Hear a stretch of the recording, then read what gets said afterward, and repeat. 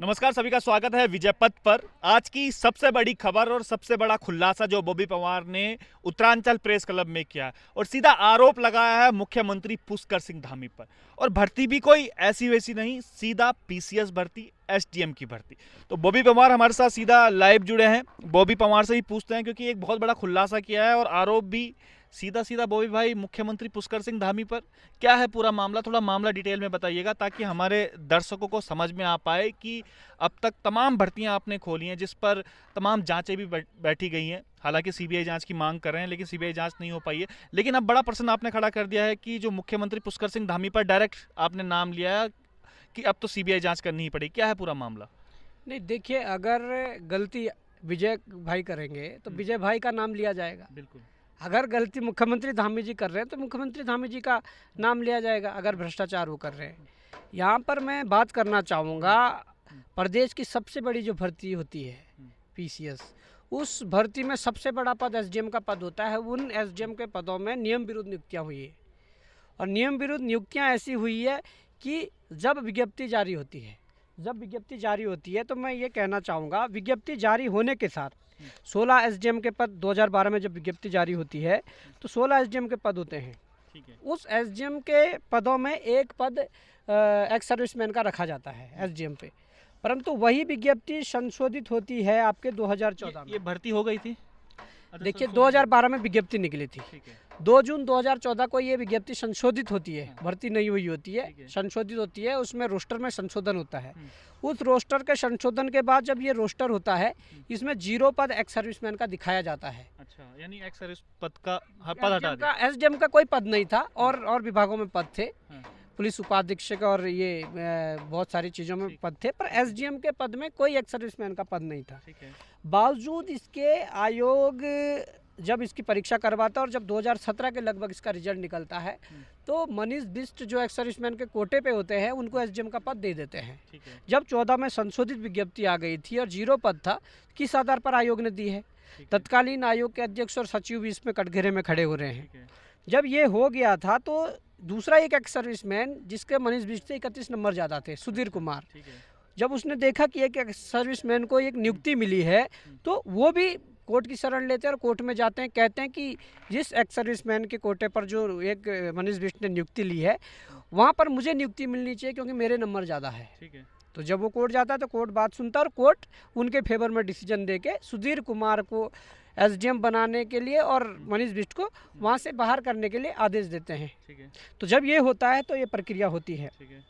इसके लिए फिर लोक सेवा आयोग ने जो नियुक्ति दी थी, मुझे लग रहा कोई बड़ा भ्रष्टाचार होगा या बड़ी सांठगांठ होगी, वो एक बार रिव्यू में फिर जाते हैं। अच्छा। कि भाई मनीष बिष्ट को आप फिर से अंदर ले लीजिए, बहुत सारी चीज़ें हैं, पर कोर्ट अपने उस जजमेंट पर कायम रहता है। ये जो कोर्ट जाता है, कोर्ट कहता है कि भैया आपने इसको क्यों दिया है, जो इससे 31 नंबर जिसका ज़्यादा है उसको दीजिए ना आप, जो नियमावली जो बनी। जी, तो फिर कोर्ट लोक सेवा आयोग एक बार रिव्यू पिटिशन में जाता है और कहता है कि आप जो हमने नियुक्ति की है उसको हूबहू रहने दीजिए, मनीष बिष्ट को एसडीएम बना दीजिए। अच्छा। सुधीर को मत बनाइए। तो कोर्ट उसको खारिज करके कहता है भाई जब इसके 31 नंबर ज़्यादा है सुधीर कुमार के तो भाई यही एसडीएम बनेगा और उससे बाहर कर दिया। जब ये होता है तो फिर कोई रास्ता दूसरा नहीं बचता है। ये शासन को प्रत्यावेदन लिखता है कि भाई मुझे एसडीएम के पद पर समायोजित किया जाए, इस प्रकार की चीज़ें की जाए। पर ये मामला 2018 में ये डिसीजन आ गया था और 18 के बाद का ये मामला है जब चलता है। तो 18 के बाद जब ये पूरा मामला चलता है तो शासन इसको रोक देता है, शासन इस पर कोई कार्रवाई नहीं करता है। शासन से एक जवाब आता है जिसमें लिखा जाता है कि भाई इस प्रकार की कोई भी ऐसा प्रावधान नहीं है कि जिसके तहत हम एसडीएम जैसे पद पर हम डायरेक्ट नियुक्ति कर सके। ये शासन, ये मतलब शासन को क्यों बोलना पड़ गया कि हम डायरेक्ट नियुक्ति नहीं कर सकते? किसी ने क्या इसके लिए सिफारिश लगाई? देखिए, प्रत्यावेदन इन्होंने भेजे थे ना, मनीष बिष्ट ने शासन के लिए भी भेजे हैं कि मुझे नियुक्ति की जाए। तो ये शासन का ही ये कागज़ है। इन्होंने लिखा था, इन्होंने ये लिखा है अपने कागज़ में कि भाई चूंकि परीक्षा लोक सेवा आयोग द्वारा कराई जाती है तथा उनकी संस्तुति के आधार पर डिप्टी कलेक्टर के पद पर नियुक्ति प्रदान की जाती है, सीधे डिप्टी कलेक्टर के पद पर समायोजित किए जाने की नियमों में कोई व्यवस्था नहीं है। ये शासन लिख रहा है तब जब 18-19 में फाइल चली थी। ठीक है। उक्त अनुरोध पत्र किसने के लिखा है ये? शासन ने लिखा है। शासन से कौन है सचिव जिन्होंने लिखा था? देखिए अनुसचिव ने शायद लिखा है, कार्मिक एवं सतर्कता विभाग उत्तराखंड शासन, ठीक है। हनुमान प्रसाद तिवारी, इनकी मोहर लगी यहाँ पे। ठीक है। तो ये कहते हैं कि भाई ऐसा कोई प्रावधान नहीं है और अनुरोध पत्र के कलेक्टर के पद पर समायोजित किए जाने में नियमों में कोई व्यवस्था नहीं है। ठीक है। उक्त अनुरोध पत्र के क्रम में शासन के पत्र दिनांक 5/11/2019 के माध्यम से लोक सेवा आयोग को समायोजन के संबंध में कोई नियम विद्यमान न होने के अवगत करा दिया गया। ठीक है, कोई नियम उन्होंने ही कहा नहीं कि है। जब कोई समायोजन का कोई नियम ही नहीं तो हम कैसे कर दें।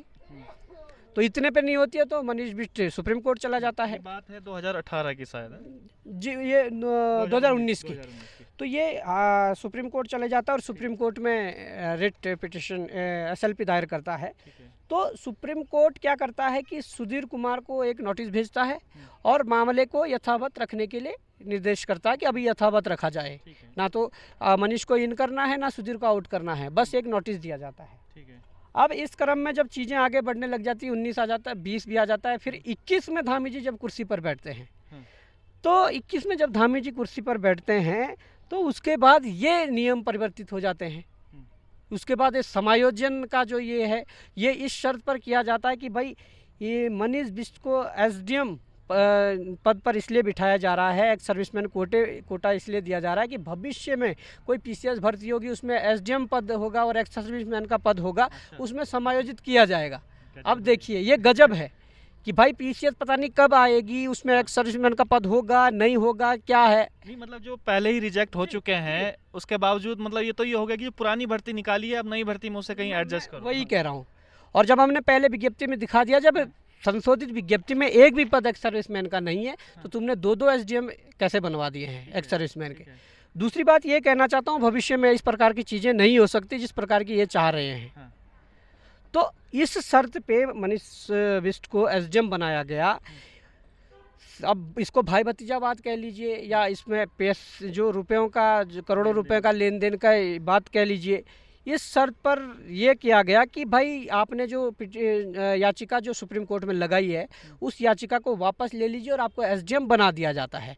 क्या मनीष बिष्ट के सुप्रीम कोर्ट में याचिका लगाने से उत्तराखंड प्रदेश में आपदा आ रही थी? क्या उत्तराखंड प्रदेश बदहाल स्थिति में जा रहा था? क्या उत्तराखंड प्रदेश में अब SDM नहीं मिलने थे? ऐसी क्या नौबत आ गई जहां सरकार को ठोस पैरवी करनी चाहिए थी इनके खिलाफ, क्योंकि सरकार को और आयोग को ये भी पता है। ये देखिए, ये मैं पढ़ के बताता हूँ।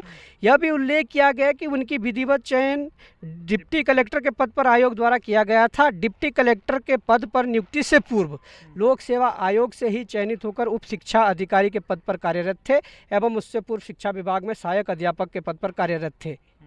अब ये देखिए कि जब एक्स सर्विसमैन की जो नियमावली है उसमें ये कहा जाता है कि भाई एक्स सर्विसमैन जो व्यक्ति है वो एक बार अपने एक्स सर्विसमैन के कोटे के आधार पर सरकारी नौकरी ले सकता है, उसका फ़ायदा बार बार नहीं ले सकता है।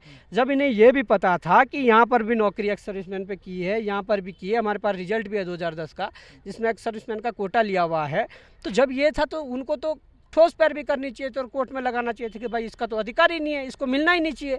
परंतु भाई भतीजावाद साठ गांठ करके ये कहा गया तुम अपनी याचिका वापस लो, तुम्हें SDM बना दिया जाता है। तो ये बड़ा दुर्भाग्य है और किसी भी कैबिनेट को इतना अधिकार नहीं है कि वो सीधे SDM के नियुक्ति कर दे। कैबिनेट में कितने लोग बैठे हुए थे और इसमें? देखिए इसमें नहीं पता, इसमें सिर्फ ये लिखा गया है कि मंत्री परिषद के सम्मुख ये वो रखी गई जिसमें कि इस पर चर्चा हुई और पास कर दिया। मंत्री परिषद इतने बेले हैं कि सबके सब बैठ के चर्चा कर रहे हैं कि जो इसकी नियुक्ति नहीं हो पाई थी उसकी नियुक्ति हम लोग करेंगे। मंत्री परिषद अभी भी है, तब भी थी। ये मंत्री परिषद ने तब रोका था, ये मुख्य सचिव महोदय द्वारा बाद में प्रस्तुत करने के निर्देश दिए गए। मतलब उन्होंने इस मामले को 2020 में रोक दिया था कि नहीं होगा। मतलब त्रिवेंद्र राव जी ने इस मामले को रोक दिया था कि नहीं होगा, ये नियम विरुद्ध है। पर अब धामी जी के आने के बाद सारे नियम कायदे चेंज हो जाते हैं और वो एक व्यक्ति को SDM बना देते हैं। और अब तो प्रश्न ऐसे में तो बॉबी भाई हर किसी को बना लेंगे। कल के दिन मैं कहूँगा, मान लीजिए मैं CM बन जाता हूँ, मैं बॉबी परमार कहूँगा, बॉबी परमार मेरा अच्छा जानने वाला है, मैं आपको संस्तुति कर देता हूँ। ऐसे में तो कोई भी अपने चहेतों का SDM बना लेंगे और SDM कोई छोटा मोटा पद नहीं होता है, एक बहुत बड़ा पद होता है PCS का। यही तो चिंता है। अगर इस प्रकार से चीज़ें चलती रही तो हमें लगता है कि भाई ये तो सारा खेल इसी प्रकार से चल रहा है। उस उत्तराखंड देवभूमि को उस भ्रष्टाचार की आग में झोंका जा रहा है, जिससे हम बाहर निकालने की कोशिश कर रहे हैं, जिससे हम ये चाह रहे हैं कि भाई हमारा उत्तराखंड प्रदेश भ्रष्टाचार से मुक्त हो। ये लोग उसे और उस आग में धकेल रहे हैं। तो हम ये कहना चाहते हैं, अगर इस प्रकार के प्रावधान हैं तो आप बताइए ना कहाँ पर इस प्रकार के प्रावधान हैं। उत्तराखंड में 10-11 मुख्यमंत्री हुए हैं, क्या सबने ऐसे एसडीएम बनाए हैं? नहीं बनाए हैं। क्यों कोई बनाएगा? एक संवैधानिक बॉडी उत्तराखंड लोक सेवा आयोग गठित किया हुआ है, वो एसडीएम देगा, वो डीएसपी देगा, वो खंड शिक्षा अधिकारी देगा, वो बहुत सारे तमाम पदों पर जो करवाता है वो सारे पदों पर वो देंगे। तो मैं ये कहना चाहता हूँ कि ये नौबत आई कैसे? क्योंकि ये नौबत इसलिए आई कि भाई ये एक ऐसा पेशा है जिसमें 1 रुपया बिना इन्वेस्ट किए हुए करोड़ों अरबों ना फिट करिए और पूरा करोड़ों अरबों रुपए के इनके लिए कमाई हो जाती है। और दूसरी सबसे बड़ी बात यह है, आज हम 304 दिनों से यहाँ धरना स्थल पर बैठे हैं और हम इसलिए बैठे हैं कि उत्तराखंड में भर्ती घोटालों की सीबीआई जांच होनी चाहिए, क्योंकि ऐसे ऐसे कुकर्मी लोग, वो जो अधिकारी हो नेता हो, जिन लोगों ने इस प्रकार की चीज़ें की है, ऐसे कुकृत्य किए हैं, उन लोगों के गले गिरेबान तक सीबीआई हाथ पहुंचाए और उनको सजा दिला के सलाखों के पीछे भेजे। इसलिए हम चाहते हैं। पर आज साबित हो गया है, आज ये साबित हो गया कि क्यों सीबीआई जांच नहीं हो रही है। बिल्कुल इसी डर से सीबीआई जांच नहीं हो रही है कि अगर सीबीआई जांच हुई तो इनके मंत्री, इनके नेता, इनके मुख्यमंत्री, इनके अधिकारी सब सलाखों के पीछे जाने तय हैं। तो ये सारा प्रकरण है और इस प्रकरण में हम आज मुख्यमंत्री से ही मिलते, क्योंकि उनके उसका स्तर का मामला था, परंतु खुद वो संलिप्त है तो उनसे अब मिला नहीं जाएगा। कहाँ जाएगा ये मामला? कोशिश करेंगे कि राज्यपाल महोदय से मिला जाए, उनके संज्ञान में लाया जाए, अगर वो भी कोई उचित कार्रवाई नहीं करते हैं। और एक प्रार्थना हम माननीय न्यायालय जी से करेंगे कि भाई आप ऐसे मामलों में जो 304 दिन से बेरोजगार आंदोलनरत है और भ्रष्टाचार को लेकर आंदोलनरत है, सीबीआई जांच को लेकर आंदोलनरत है, तो इस मुद्दे को स्वतः संज्ञान में लेकर इस पर कार्रवाई करें, इन दोषियों को सजा दें या इस पर सुनवाई करें। और अगर ऐसा भी कुछ नहीं होता है तो हम सीधे तौर पर ज़रूर है, देखिए सभी से थोड़ा बहुत सहयोग लेके न्यायालय तक जाएंगे और न्यायालय में ये बात रखेंगे कि किस प्रकार से ये उत्तराखंड में चल रहा है, किस प्रकार से अधिकारी से लेकर विधायक, मंत्री और मुख्यमंत्री तक इसमें संलिप्त है। पर बड़ा गजब है बॉबी भाई, जो आपने अभी मुझे पूरा प्रकरण बताया है कि एक एसडीएम लेवल का मामला है, जहां पर खुद कैबिनेट इसकी सिफारिश करती है, पुष्कर सिंह धामी इसकी सिफारिश करते हैं। एसडीएम मैंने पहले भी बताया था कोई छोटा मोटा पद नहीं होता, पीसीएस लेवल के अधिकारी होते हैं, आगे जाकर पदोन्नति भी होती है और पूरा शहर उनको संभालना होता है। ऐसे में सवाल बॉबी भाई ये उठता है कि 304 दिनों से आप बैठे हुए हैं और एसआईटी ने जाँच करी है, एसआईटी ने कुछ गिने चुने लोग पकड़े हैं उसमें, और आप सीबीआई की मांग कर रहे हैं। तो आपको लगता है कि मान लीजिए कभी सीबीआई आ पाएगी यहाँ पर, मुख्यमंत्री के गिरेबान में तक झांक पाएगी? क्योंकि बिल्ली के गले में घंटी कौन बांध रहा है, ये सबसे बड़ा सवाल है। मैं ये कहना चाहूँगा, एसटीएफ ने जो कार्रवाई करी, एसटीएफ के अधिकार क्षेत्र में जितना था उन्होंने करा। ठीक है। पर अगर एसटीएफ किसके अंडर में है? पुलिस का ही अंग है, शासन के अंडर में है। दूसरी बात, उनके आला अधिकारी जो उच्च अधिकारी है, अगर पुलिस सिपाही भर्ती में उनके आला अधिकारी ही संलिप्त हो तो क्या एसटीएफ उनके गिरबान तक हाथ डाल पाएगी? नहीं। उनके लिए सीबीआई की ज़रूरत है। हम चाहते हैं कि आए सीबीआई और उन पुलिस के बड़े अधिकारी, जो आला कमान अधिकारी, जो बड़े अधिकारी हैं, उन तक भी सीबीआई उनके गिरबान तक हाथ डालें कि कैसे पुलिस सिपाही भर्ती में घोटाला हुआ, कैसे पुलिस दरोगा भर्ती में घोटाला हुआ। ये है। दूसरी बात, जो प्रदेश में जो पुलिस एसटीएफ जो हैं, उन्होंने किसी विधायक का अगर नाम आ रहा होगा, मंत्री का नाम आ रहा होगा, मुख्यमंत्री का नाम आ रहा होगा या मुख्यमंत्री के परिवार वालों का नाम आ रहा होगा, क्या उनके गिरबान तक हाथ पहुंचाएगी? कभी नहीं। उनके लिए सीबीआई की ज़रूरत है। हम चाहते हैं कि इस प्रदेश की बेहतरी के लिए, इस प्रदेश में बेरोजगार नौजवानों के भविष्य को सुरक्षित करने के लिए सीबीआई आए और दोषियों पर कार्रवाई कर उनको सजा दिलाए। बिल्कुल बिल्कुल। अगर छोटा सा कहीं पे घोटाला होता है तो उस विभाग के जो उच्चतम बैठे हुए अधिकारी, उन तक वो बातें पहुंचाई जाती है, और उसके बाद अगर वो भी नहीं सुनते तो जो उनके सचिव होते हैं उन तक ये बातें पहुंचाई जाती है। अगर वो भी नहीं सुनते हैं तो उसके बाद मुख्यमंत्री होते हैं, जो आपके और हमारे द्वारा जो विधायक चुने जाते हैं, उन विधायकों द्वारा एक मुख्यमंत्री चुना जाता है। और अगर मुख्यमंत्री पर इस प्रकार के संगीन इल्जाम लगने लग जाएं तो उन्हें आगे आकर सफाई जरूर देनी पड़ेगी, वरना ये लोकतंत्र का मजाक हो जाएगा कि भैया हमने आपको चुना है लोकतंत्र को मजबूत करने के लिए, और ये जो बॉबी परमार सबूत कर रहे हैं, या तो इन्हें नकार दीजिएगा, मेरे खिलाफ गलत साजिश हो रही है, इसमें यह है नियमावली के अनुसार जो बता रहे हैं कि क्या नियमावली ये बनी हुई थी, इन्हें इनकार कर दीजिएगा, वरना ये लोकतंत्र का मजाक है। सीधा सीधा ये आपको और हमें जरूर सोचना पड़ेगा कि आखिर उत्तराखंड में ये हो क्या रहा है, और हम जो वोट डालकर अपने विधायक चुन रहे हैं, अपने जो मंत्री चुन रहे हैं, जो अपने मुख्यमंत्री डायरेक्ट चुन रहे हैं, वो क्या ऐसे ही भविष्य निर्माण कर पाएंगे उत्तराखंड का? ये एक बहुत बड़ा सवाल मैं छोड़े चलता हूं। तो देखते रहिएगा विजय पथ न्यूज। बहुत बहुत धन्यवाद।